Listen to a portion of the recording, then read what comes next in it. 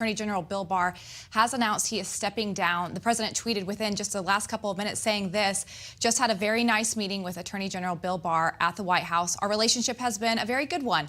He has done an outstanding job. As per letter, Bill will be leaving just before Christmas, spending the holidays with his family. He also added that the Deputy Attorney General, Jeff Rosen, will be becoming the acting Attorney General. Sean. Yeah, there had been a lot of speculation that this might happen a couple weeks ago, and then it got all tamped down. So, I don't know that it's that surprising, but the letters seem to be nice. The Attorney General's letter, 1 page long, says great things about the president. The president's tweet says great things about Bill Barr. So looks like everyone's leaving on good terms. I hope so. But like you said, everyone thought this was coming down the pike, and nice to see his accommodating tweet. So.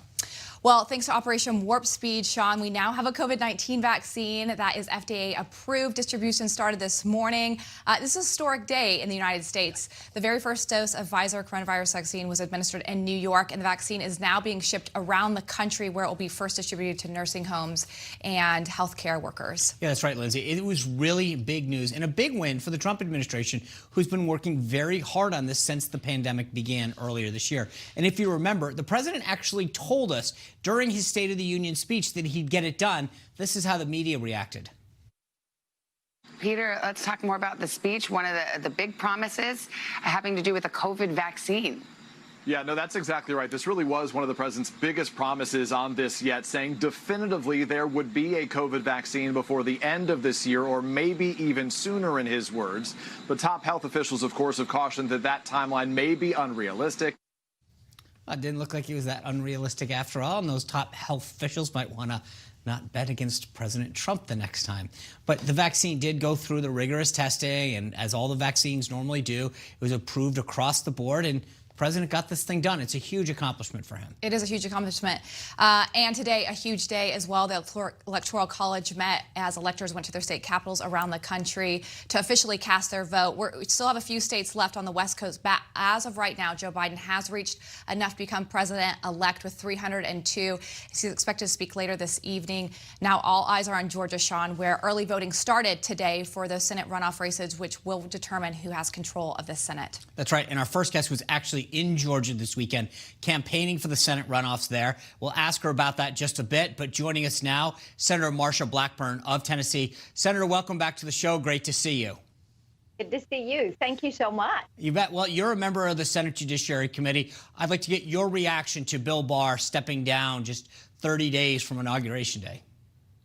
General Barr has done a wonderful job, and his service to this country is a respected service. It's an appreciated service. I was so pleased when we had the opportunity to confirm him to the AG post, and I am appreciative of the job that he has done. Senator, I know that the president had been voicing some frustration that he didn't think that Bill Barr had done enough on the voter fraud investigations, and definitely didn't alert people that there were issues with Hunter Biden. It seems like everybody's playing nice right now, but just a few days ago, the president was retweeting tweets that questioned Bill Barr's judgment when it came to Hunter Biden. Is that something that you think was the right call?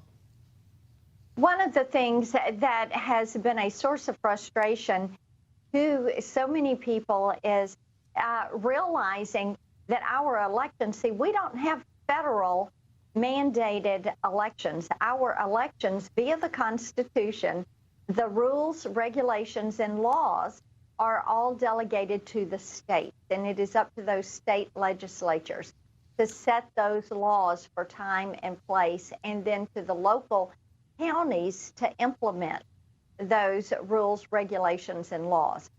So this is something that I think you're going to see these state legislatures in places like North Carolina and Pennsylvania and Michigan, certainly in Georgia. And I'll tell you this, Sean, if I were the governor of Georgia, if I were the Speaker of the State House or the leader in the Senate down there, the state Senate, I would be calling a special session today and saying the eyes of the world are looking at us. We need to make certain that we have clarity in how these votes are tabulated, how signatures are audited, and I would make certain that the people of their state and thereby of the country have confidence in the way Georgia is going to run this runoff election. It's going to be a tight election. As you said earlier, I was on the ground there this week. We're working hard to earn every single vote. So I want to go through the two candidates real quick.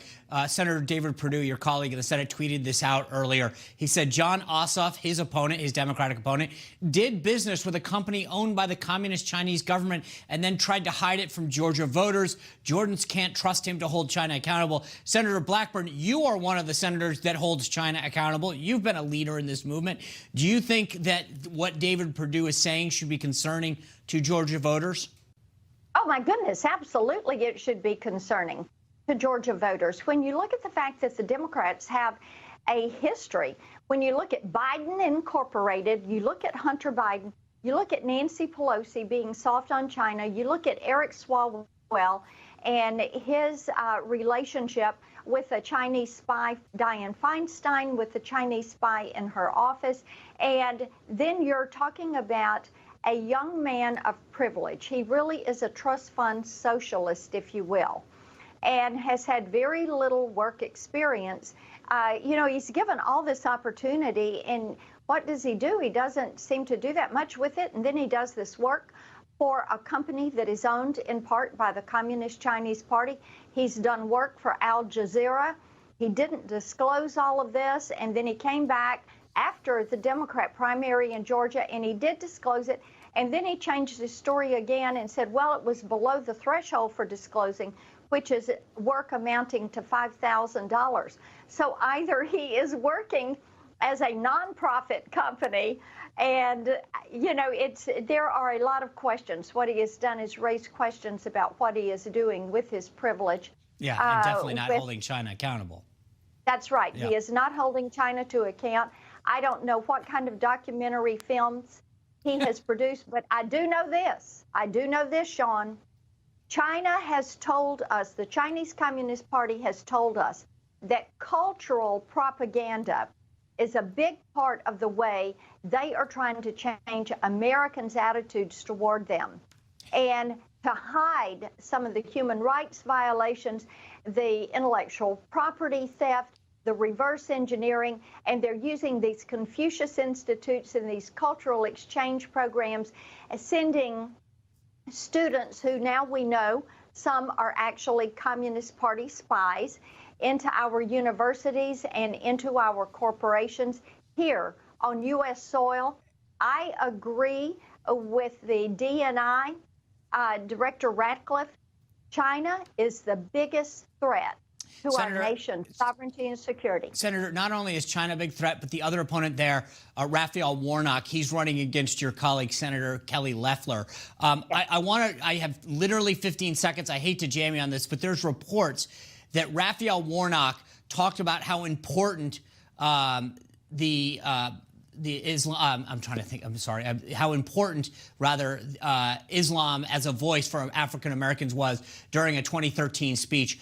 Real quickly, Vice President Biden is down there campaigning for Warnock tomorrow. Should this be something that gets addressed, that Biden has to answer how he is campaigning for a guy that referred to Islam like this? Yes, he should have to answer for that. He should have to answer for why he tried to obstruct a child abuse investigation, why he has called police gangsters and thugs, why he has supported defunding the police, why he says you can't love God and serve in the U.S. military. All of those things should have to be answered by Raphael Warnock. Why does he consider Fidel Castro and Jeremiah Wright to be heroes?